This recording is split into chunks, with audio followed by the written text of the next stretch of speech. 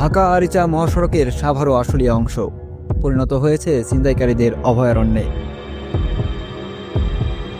রাত নামলেই এই মহাসড়কে নেমে আসে আতঙ্ক, আর সেই আতঙ্কের সুযোগ নেয় দুর্ধর্ষ ছিনতাইকারী চক্র। রাতের বিভিন্ন সময়ে পুরো মহাসড়ক ডুবে যায় অন্ধকারে। লোডশেডিং আর নিভে যাওয়া স্ট্রিট লাইট যেন আশীর্বাদ হয়ে দাঁড়ায় ছিনতাইকারীদের জন্য। বছরের শুরুতে একের পর এক বাসে ছিনতাই, সম্প্রতি শাহ সিমেন্ট কোম্পানির কাভার্ড ভ্যান চালকের হত্যাকাণ্ড কেবল দৃশ্যমান উদাহরণ। অথচ প্রতিদিন ঘটে অসংখ্য ছিনতাই, যা মিডিয়ার অজানা।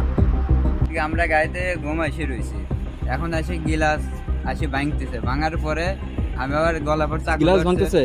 কি চালান, কি গাড়ি আপনার? ট্রাক। আচ্ছা, এখন গিলাস খুলে করতে আমি খুলে নেই, আমার গলার পর চাকু ধরছে একজন উঠে। মানে আমরা ঘুমাইছিলাম, বাতাস লাগার জন্য হালকা গিলাস খোলা রাখছে, গলার পর আমার চাকু ধরছে। পরে ধরার পরে আমার উস্তাদেরও মনে করেন গেট খুলে দিছে, আমার তো হালকা ফেরত মারছে গলার পর। 11,000 টাকা নিছে, ফোন নিছে। রাস্তার পাশে ঝোপঝাড় আর ফাঁকা জায়গাগুলোতেই এদের অভয়াশ্রম। রাতে অস্ত্রশস্ত্র নিয়ে ওত পেতে বসে থাকে দুর্ধর্ষ ছিনতাইকারীরা, যেন শিকারের অপেক্ষায় থাকা হিংস্র পশু। সাভার ও আশুলিয়া থানার পুলিশ অভিযান চালিয়ে একের পর এক ছিনতাইকারীকে আটক করেছে, কিন্তু কয়েকদিন বিরতির পরই আবার মাথাচাড়া দিয়ে ওঠে এরা। প্রশ্ন থেকে যায়, কেন এই লোডশেডিং?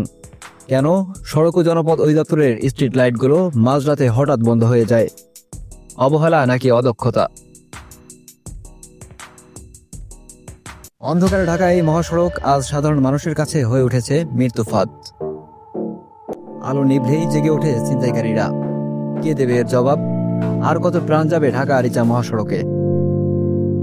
গোলাম সাব্বির আহমেদ, দৈনিক সমাচার।